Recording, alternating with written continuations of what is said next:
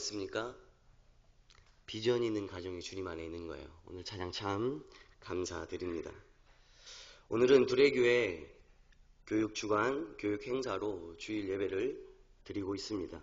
그래서 제가 교육 담당 목사여서 오늘 이 아침에 말씀을 들고 이 자리에 서게 되었습니다. 5월은 가정의 달입니다.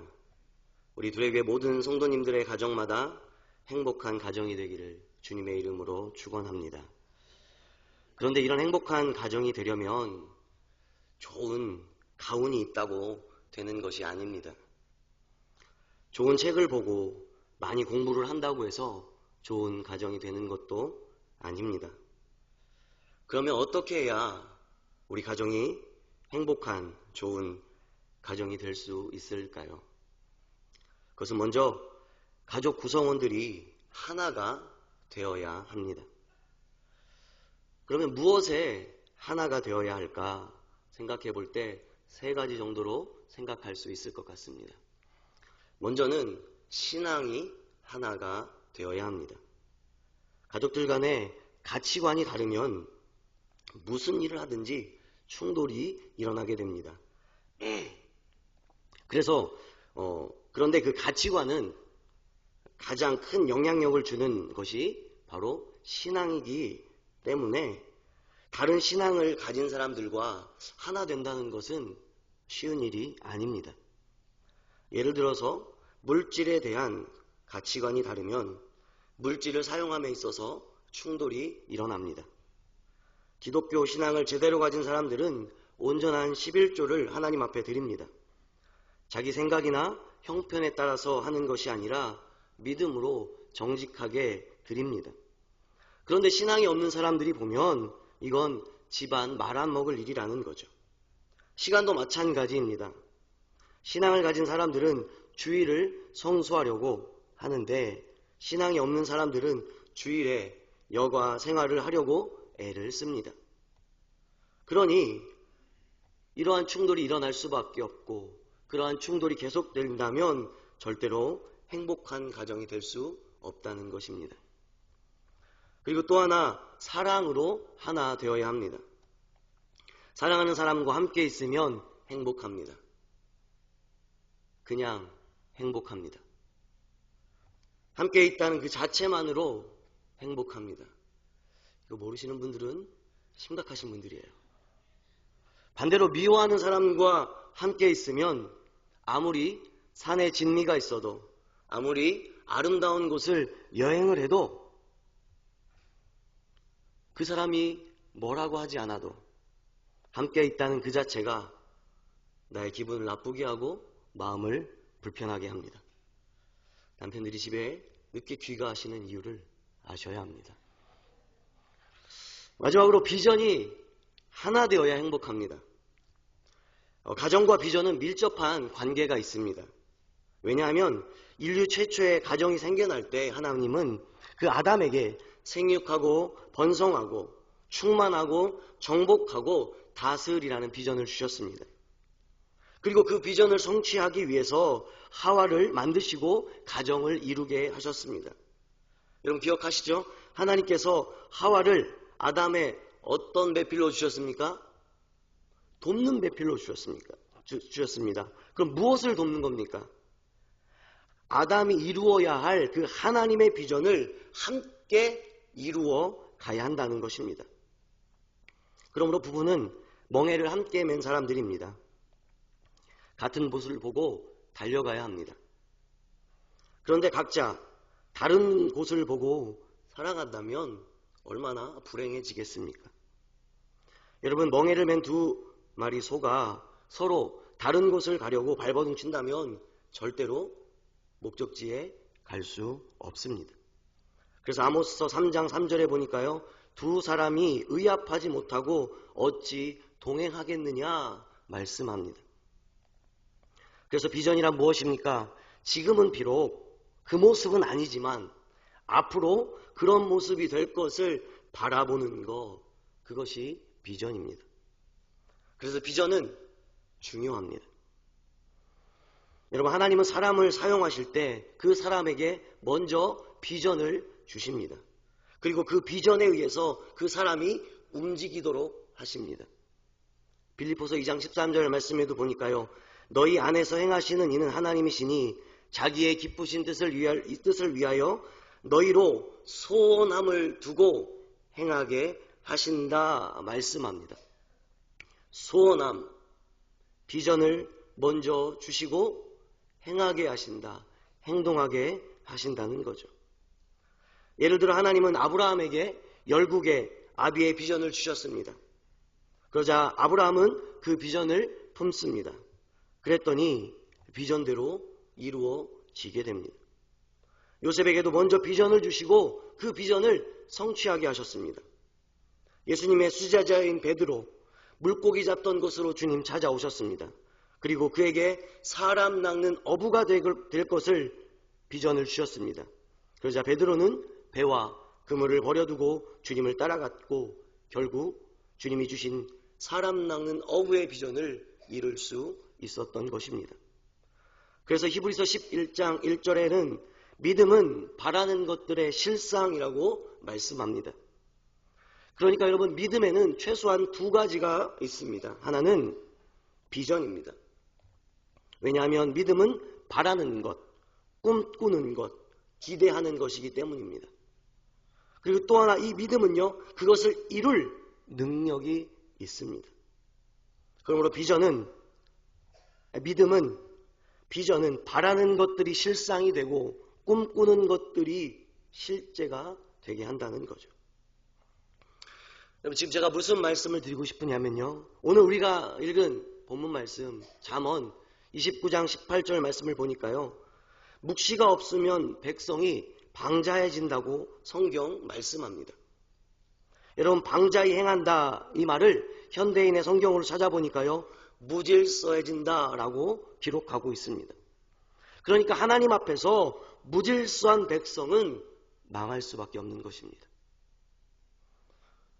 그리고 묵시라는 말을 찾아보니까요, 그 사전적 뜻은 직접적으로 말이나 행동으로 드러내지 않고 은근히 자기 의사를 나타내 보임이라고 되어 있습니다.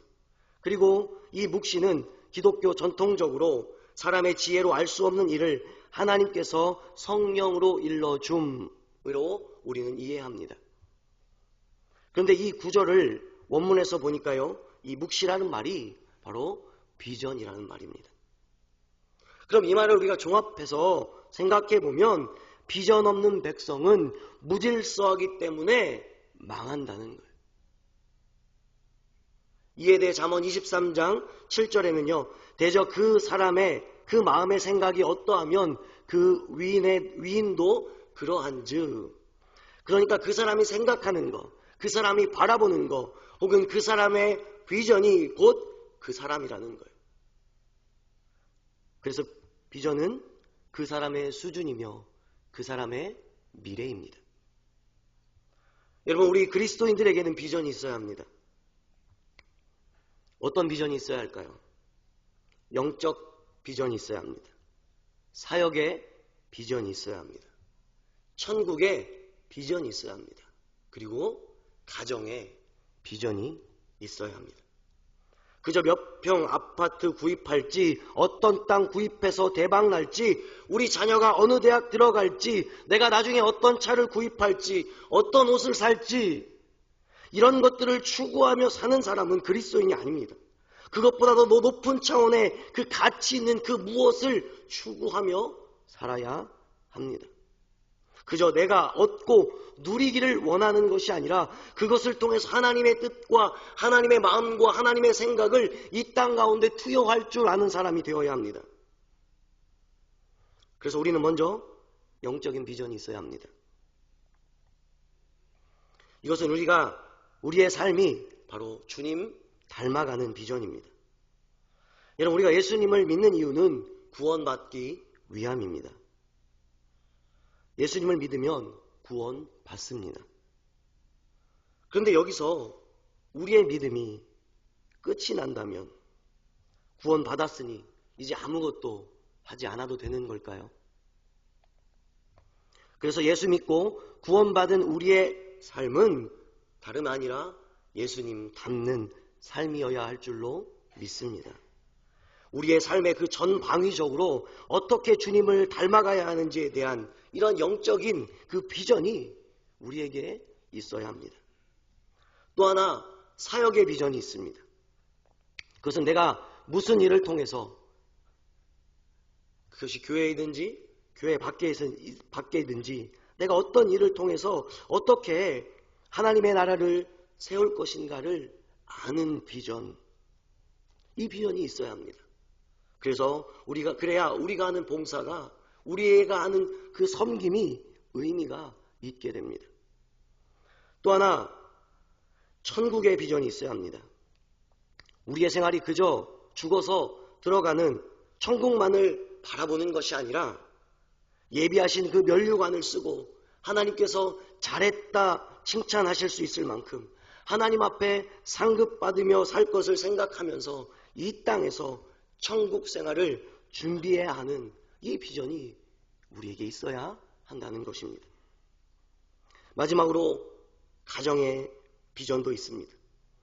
이것은 우리들의 가정이 천국이 되어 행복을 누리는 가정으로 만드는 비전입니다. 그리고 우리 가정에 허락하신 우리의 자녀들을 어떻게 믿음으로 양육할 것인가, 그래서 우리의 다음 세대들을 믿음으로 준비하는 이런 가정의 비전이 있어야 합니다. 그렇다면 우리의 이 비전을 어떻게 이룰 수 있을까요? 그리고 그것을 위해서 오늘 우리가 해야 하는 일은 무엇일까요? 먼저 위대한 비전을 받고 그 비전에 사로잡혀야 합니다. 그래서요, 할 수만 있으면 큰 꿈을 가지십시오. 우리의 미래는 꿈의 크기만큼 만들어집니다. 혹시 미셸이라는 골프 선수를 아십니까? 그가 한창 잘 나가던 시절, 그의 나이 17세. 한국에 온 적이 있습니다. 그가 공항으로 들어올 때요, 한 기자가 그 소녀에게 한국의 청소년들에게 하고 싶은 말이 있으면 해달라고 요청합니다.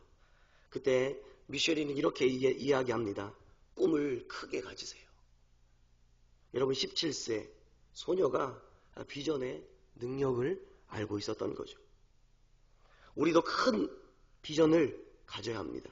그리고 우리가 그렇게 큰 비전을 가질 수 있는 것은 다른 것이 아니라 전능하신 하나님께서 우리의 도움이 되시기 때문입니다. 여러분, 사실요, 하나님이 주시는 비전은 우리의 한계를 뛰어넘는 큰 비전입니다. 자식도 없는 아브라함에게 하나님은 하늘의 별과 바닷가의 모래와 같은 많은 후손의 비전을 허락하셨습니다.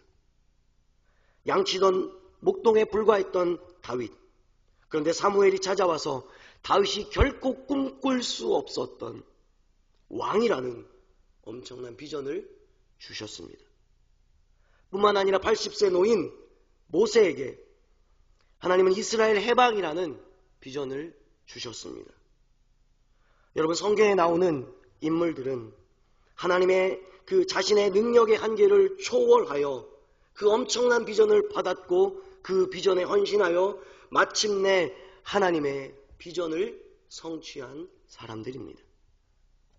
그러므로 위대한 비전은 단지 큰 꿈을 말하는 것이 아닙니다. 하나님이 주신 비전을 이야기합니다. 내가 생각해서 만들어내고 내가 갖고 싶어서 하는 일은 위대한 비전이 될 수 없습니다. 하나님께로 오는 비전이 위대한 비전입니다. 성경에 나오는 믿음의 사람들을 보십시오. 자신이 그 비전을 세우지 않았습니다. 하나님이 주신 비전을 발견했고 받았던 사람들입니다. 열이면 열, 백이면 백, 하나님으로부터 비전을 받았습니다. 앞에서 말씀드린 아브라함, 그에게 자식은 이미 물 건너간 비전이었습니다. 그런데 하나님께서는 아브라함에게 찾아오셨고 자녀의 비전을 허락하셨습니다. 여러분, 꿈은 내가 만들 수 있는 것이 아니라 하나님이 주신다는 사실을 기억하실 수 있길 바랍니다. 그래서 비전은 하나님이 나를 통해 이루고자 하시는 것을 발견하는 거예요. 그런데 가끔 그리스도인들 가운데요, 자신의 비전이 아닌 그 다른 사람들의 비전을 가지고 그것이 마치 자기의 비전인 것처럼 살아가는 사람들이 있습니다. 우리가 알아야 할 것은요, 나는 나예요. 내가 다른 사람이 아니에요. 우리 자녀들도 마찬가지입니다. 내가 이루지 못한 꿈을 성취하는 도구로 만들지 마세요. 네모난 틀을 만들고 세모난 아이를 집어넣으려고 하니까 그 아이가 그렇게 고통스러워한다는 것을 우리는 잊지 말아야 합니다. 그를 향한 하나님의 계획과 뜻이 있음을 믿으실 수 있길 바랍니다.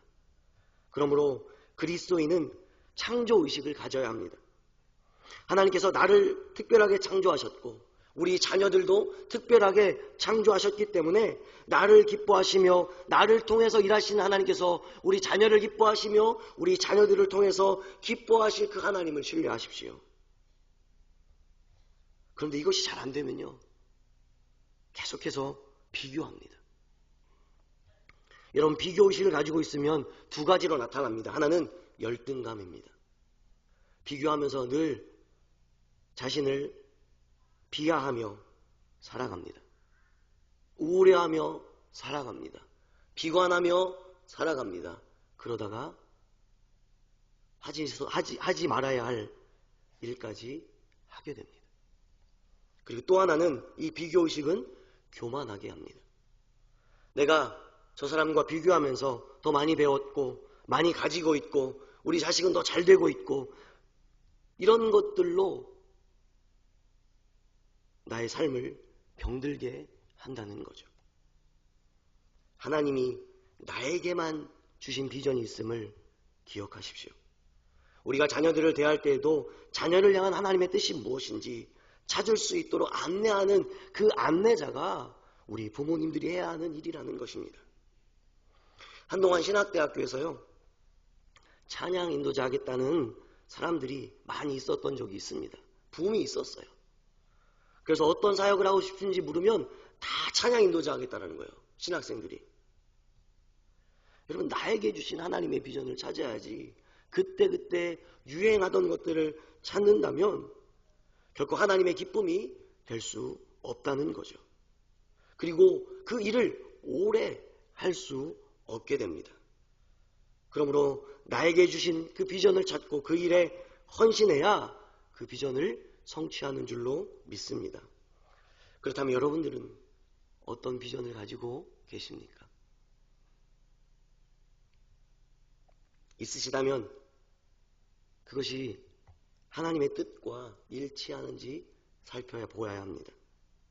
그리고 하나님의 뜻과 다르다면 힘들지만 포기해야 합니다. 왜냐하면 하나님께서 우리의 삶을 목적지로 인도하기 원하시는데 그 목적지를 정확히 알아야, 그 비전을 정확히 알아야 달려갈 수 있지. 목적지를 잘못 알고 달리면 달린 만큼 돌아와야 하기 때문입니다. 한번 우리 교회 모 권사님이 남편분과 함께 대포항을 가려고 내비를 찍고 출발을 합니다. 근데 이상하게 자꾸 서울 시내로 가는 거예요. 가다 보니까 양재동까지 갔어요. 어디서 출발했느냐? 구리 근교에서 출발했습니다. 차를 세우고 내비를 점검했는데요. 그 대포항을 찍고 그냥 갔는데 이제 주소를 안 보고 간 거죠. 가다가 서서, 벌써 웃으시는 분들은 경험 있으신 거예요. 서서 봤더니 대포항 횟집이었어요. 대포항 횟집이 대포항에만 있는 게 아니잖아요. 여러 곳에 있을 수 있지 않습니까?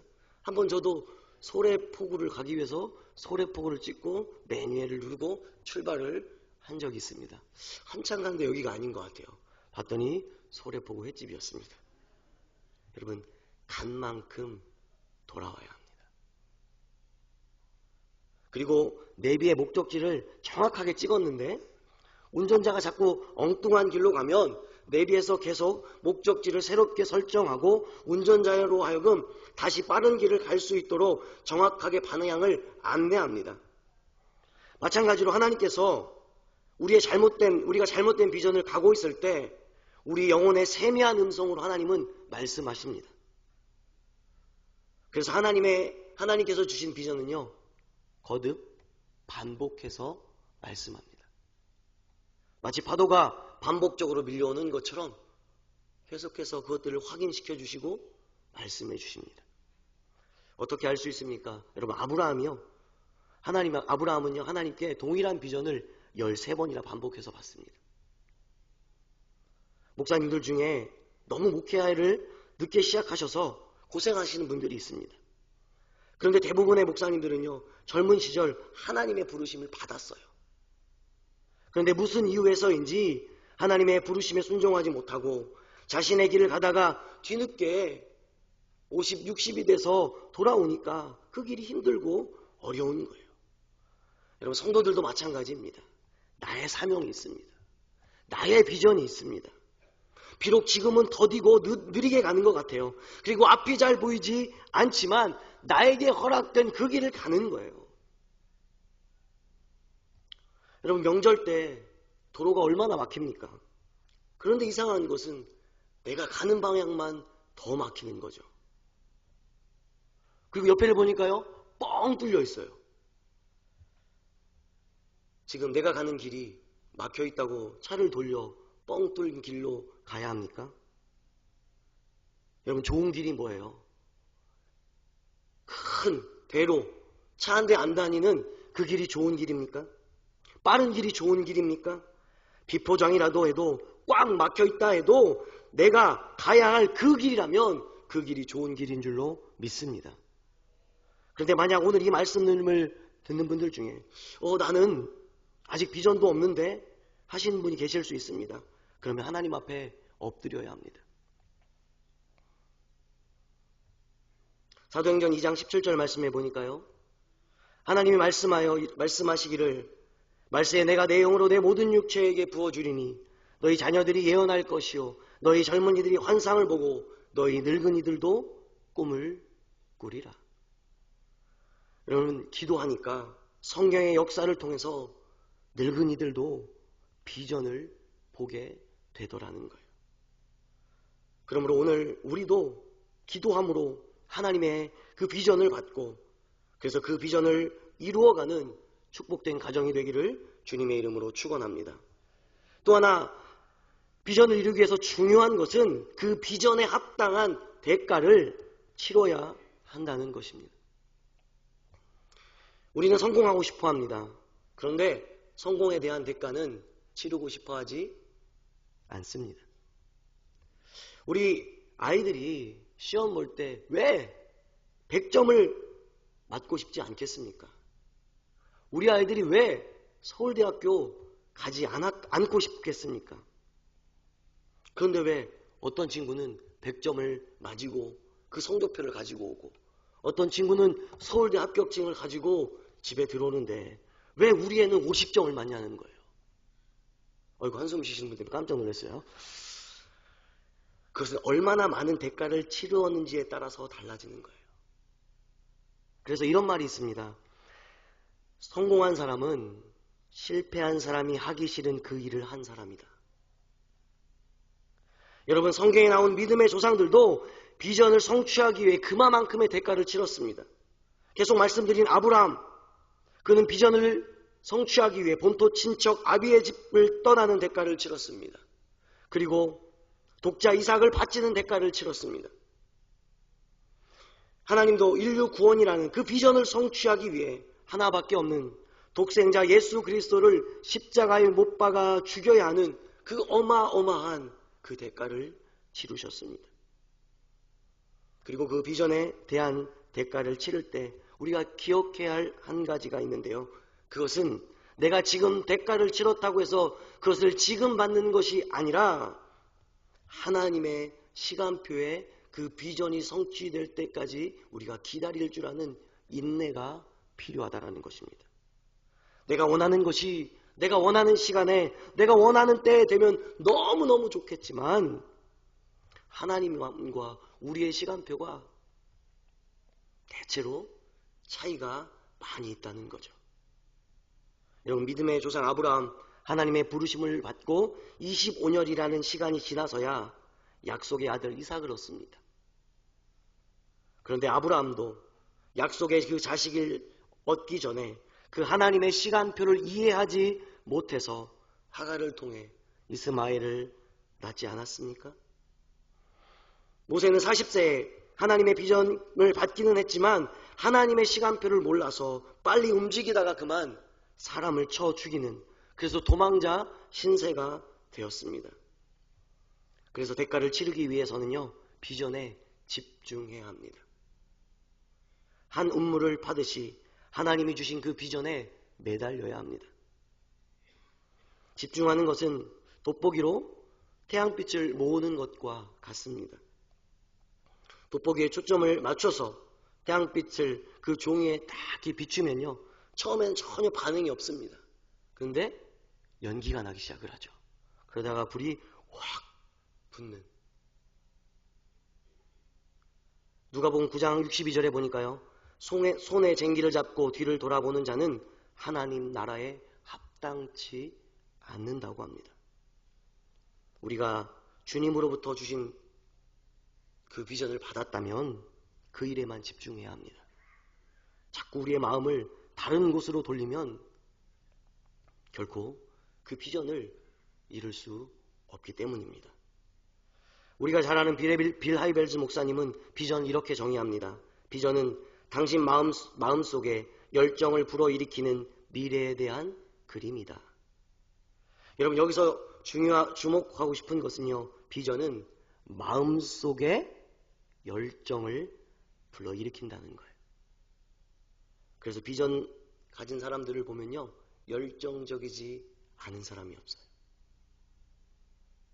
그 일에 사로잡히는 거예요. 속된 표현으로 미치는 거예요. 그렇다면 지금 여러분들의 마음을 사로잡고 있는가? 여러분이 미쳐 있는 거, 그것이 무엇입니까?